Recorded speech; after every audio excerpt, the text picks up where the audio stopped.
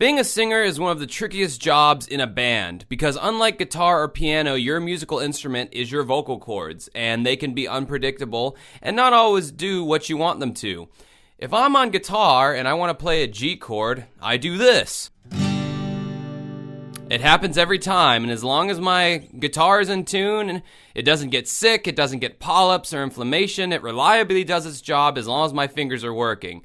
The voice is far from reliable, and depending on your lifestyle or bad luck, a voice can even go from sounding good one decade to sounding like complete unrecognizable crap the next. Tonight I would like to take a look at some singers who, I'm sorry to say, their voices went to crap.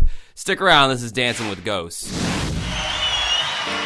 She packed my bags last night to fly 0 hour, 9 a.m. I'm gonna be high as a kite by then. She packed my bags last night, free fly 0 hour, 9 a.m. And I'm gonna be high as a kite by then. The once unmistakable rich tenor of Elton John in his prime has evolved over the years into a rigid baritone, with Elton's trademark timbre barely decipherable under the layers of age and abuse. It may come as a surprise to no one, but Elton John in the 1970s and especially the 1980s was heavily into excessive drug abuse and other unhealthy habits. Elton once said that flying over the Alps reminded him of all the cocaine he had ever taken. This may have helped foster the growth of 9 cancerous vocal polyps that John had to have removed in 1987. Ever since that time, Elton John's voice has continued to get lower and lower, slowly losing that iconic tone. I feel that by the end of the 20th century, Elton John's voice had really lost most of what had made it sound great.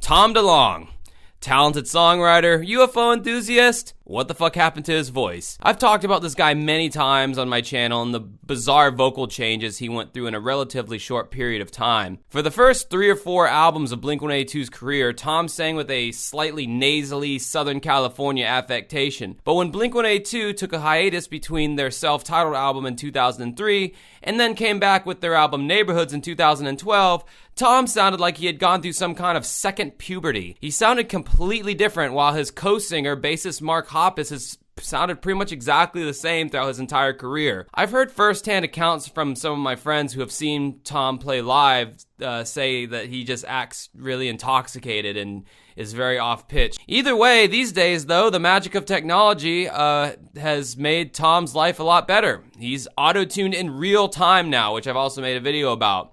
So when they're playing live and he's singing, his pitch is right on key. Thanks, computers! What you say about its company is what you say about society. That's the myth. What you say about its company is what you say about society.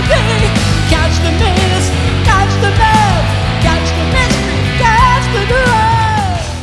I really hate to throw this guy in here because Rush is one of my favorite bands of all time, but if I'm being fair and honest with myself, Getty Lee's vocals in the last 10 years or so have really started going to shit.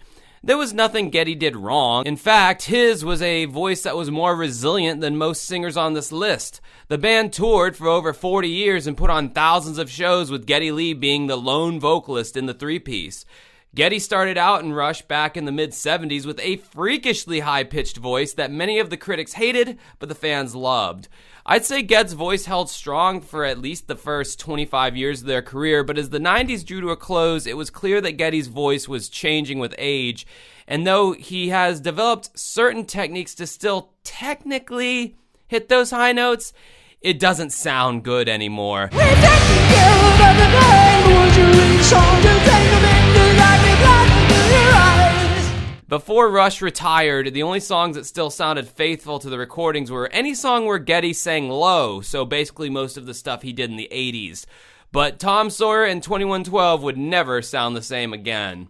Time all night to get back home. I'm a cowboy on a steel side road. You drive all night to get back home. I'm a cowboy on a steel side warning. Full disclosure, I don't like this band. Never have, never will.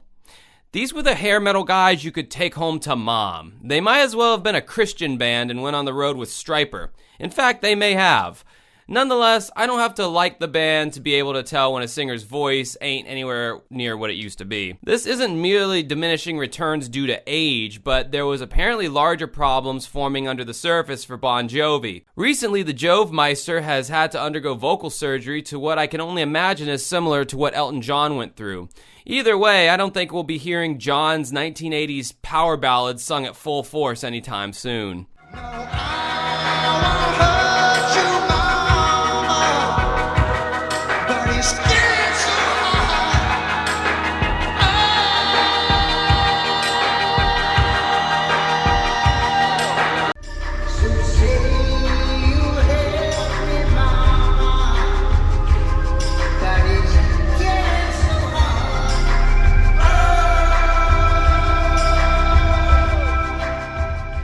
Much like Rush, Genesis is one of my favorite bands of all time, and I hate picking on this guy again, but Phil Collins' vocals have completely gone to shit. As I've said in previous videos, a once powerful tenor in his heyday has been reduced to a thin elderly squawk. Or should I say, squonk. Phil Collins wasn't necessarily in charge of all the vocal melodies he sang. While in Genesis, keyboard Tony Banks would often write the vocal melody for Collins to sing, and his choice of notes would often push Collins' range to their limits. Combine that with the fact that Phil was successful not only in his band Genesis, but also as a solo artist, so playing live shows was a near constant for many decades. The demand for a good performance was so high that when Phil would be sick, for instance, he would often get steroid shots injected into his ass that would temporarily fix any vocal problems he might be having. The downside of that, however, come to find out, is that it made Phil's bones quite frail as an older man, and as a result, he suffered numerous medical problems in his latter years, including alcoholism. You really do feel bad for the guy because he literally gave his all, including his body, to entertain the audience.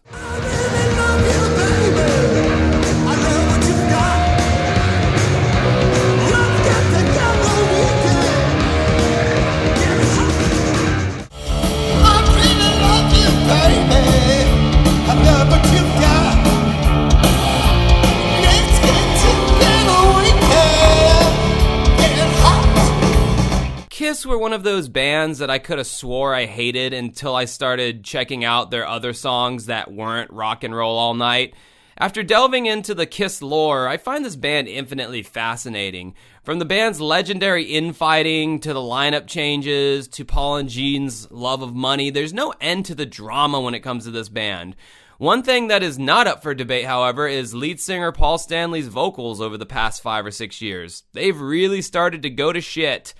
The band is officially retired now, I think, but the past few years, when they were doing their farewell tour, it was heavily rumored that the band was using copious amounts of backing tracks to aid Paul in his singing. The band denies this, of course, but this is also the same band that released a live record in 1975 and touched it up in the studio, adding more crowd noise and doctoring the instruments to sound better. Kiss are definitely not opposed to some fakery, just as long as they're able to put on the best show possible. Of course, this pisses off some of the purists, but the average Kiss fan honestly doesn't give a shit.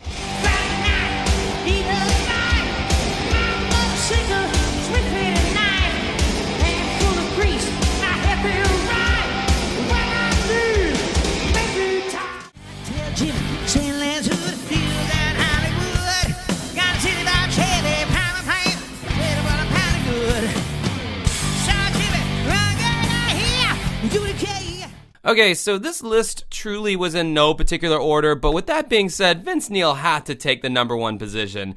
This guy's awful singing and even worse diction has made him into a living meme that has given the internet years of joy. As you saw a few seconds ago, Vince Neil's misheard lyric videos are things of legend. When I was making this video, I had to try to source a clip of Vince Neil singing good, like when Motley Crue were in their prime. And every video I found, he still kind of sucked. I even listened to the isolated audio of just his voice to attempt to see what anyone ever saw in this guy as a vocalist, and my conclusion is Vince Neil was never a good singer. Yes, sure, that's subjective, and he might have sounded okay on the records, but even then, all of the parts that people like about Motley Crue songs are the parts that have all the layered vocals on it, and at that point, it could be anyone singing because it just sounds like a bunch of voices. One term commonly used to describe this technique is called gang vocals. It's when you overlay multiple people singing the same thing again and again and again until you end up with this massive sounding wall of voices. When you do this, individual vocal tones get buried and you're left with the totality of just a bunch of voices. That's why We Are the World wasn't the best thing your ears had ever heard, because, I mean, sure, look at that room full of talented singers, but once they all started singing together, you lose those individual vocal timbres. This gang vocal layering was a very popular technique in 80s hard rock, and it gave Vince a nice shield to hide his shitty vocals behind. I guess it also doesn't help that I never liked this band. I hate hair metal with a passion. They were all just copying each other, who were ultimately copying Van Halen. I'm so glad Nirvana came through in 1991 and eradicated them all in one fell swoop. Vince Neil was my first choice because he represents just how much of a joke this music is when it's taken out of the context of the 1980s. It's just silly fucking music that really only rings true for people who were there, that lived through it. For the rest of us, I think we're just grateful that genre hasn't ever been resurrected, really. But anyway, that's my list that pops into my head of singers whose voices just kind of went to crap. I know that there's more out there. In fact, as of filming, I've learned from several of my younger friends that Brandon Urie from, I think he's Panic at the Disco. Apparently his voice has gone to shit recently as well. But I don't really care much about Panic at the Disco, so I didn't include it. Anyway, let me know your list in the comment section below. Until next time, have a good rest of your night.